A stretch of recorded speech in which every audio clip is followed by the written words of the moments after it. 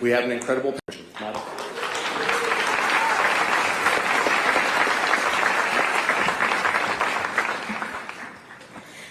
The box I'm standing on is particularly small, and I can only guess that's because of the rest of the panel is particularly tall. I got a very kind welcome, and I'm incredibly gratified to see so many people here.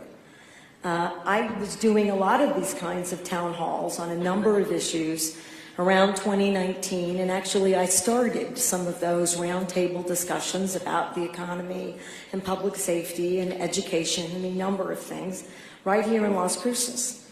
And then COVID and fires and floods and all relatively hard to deal with, but nonetheless, it's been too long since we've had just a public discussion. Now, I'm assuming that we're not all going to be on the same page for a lot of things, and that's fine and good.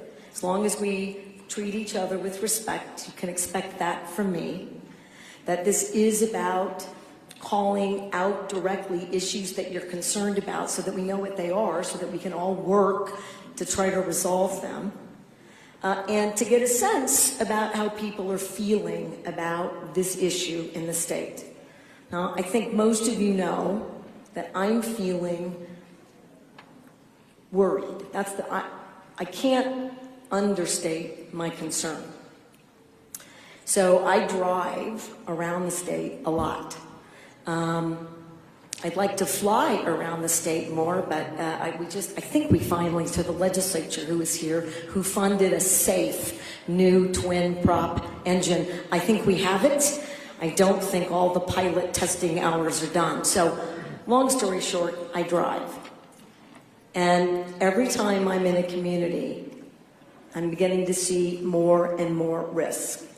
And unrelated, but part of a growing sentiment of hopelessness, I know that many of you know that I've been out picking up trash, and I actually got some money from the legislature to do something about cleaning up New Mexico.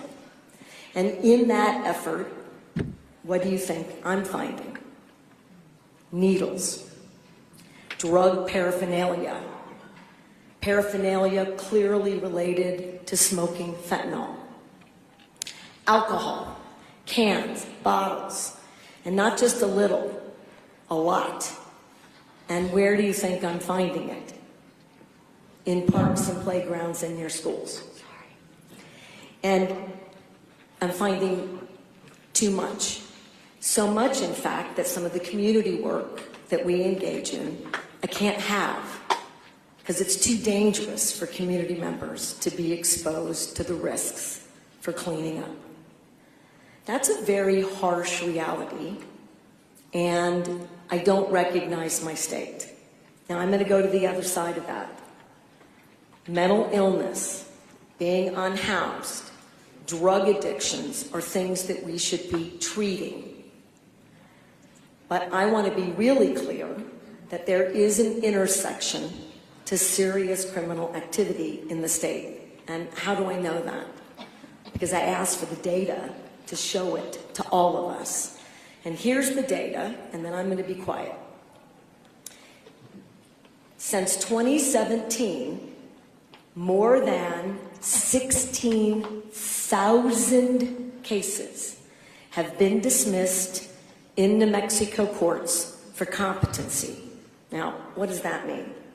And I don't practice law, I never really did, so we should ask experts to make sure that anything I say about that is completely accurate. I intend for it to be so. But it basically means that you can't stand for trial if you're not competent to stand before the judge and the jury. That's the legal process. It's a very good standard. Otherwise, we would just prosecute people who have no other, right? It's not their fault to have a significant mental health issue. That would be unfair. But in doing so, they don't go to treatment, they just go to the streets. All right, so I want to repeat that.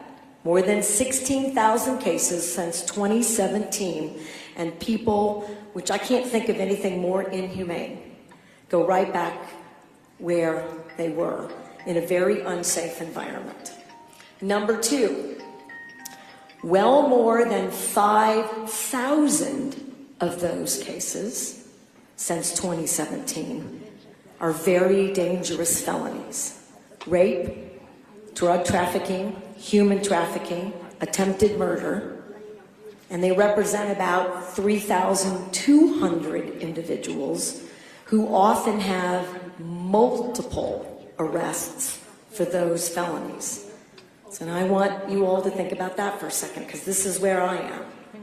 So I have 3,290 individuals since 2017 who have been released largely in bigger cities, Las Cruces, Santa Fe, Albuquerque as examples, but these are statewide numbers. These are individuals that are often, in addition, before a judge 30 and 40 times a year. That makes no sense. And so many other states have changed their laws because our laws are antiquated. Two more things, I'm going to be quiet. The reason that we have to be careful here is because what we would be doing to interrupt that nexus is we would say a person with these issues, so narrowly defined, coming before the court several times for serious issues, not misdemeanors, would be required by the court to have treatment. In a court-ordered, if you don't go, you're not inpatient, then you are in trouble with the court. You must go until you're able to stand for the charges and let justice system do what it does. So this notion that we would just put everyone in jail is false, because that's illegal. Two, that we don't have enough beds. We've got an expert here in the MCOs. We're not going to be able to, we're not going to have 3,000 people all at once. The truth is they're all over every community, not even sure where they all are. But we can handle hundreds a year, right? Hundreds. And the purpose really is that the people who are also living unhoused are trafficked and preyed upon by these very same individuals who are also creating incredible risk in our communities. Last thing, and I proposed many bills, but the competency and the commitment bill is the nexus that I think must be addressed for this state to get its arms around the growing challenges that we have. There isn't someone I'm willing to bet, even though we expected 200 and we have 500, that isn't impacted by this issue directly or indirectly. And so I want to make sure people know that we all are going to have courage in this space. None of this is easy.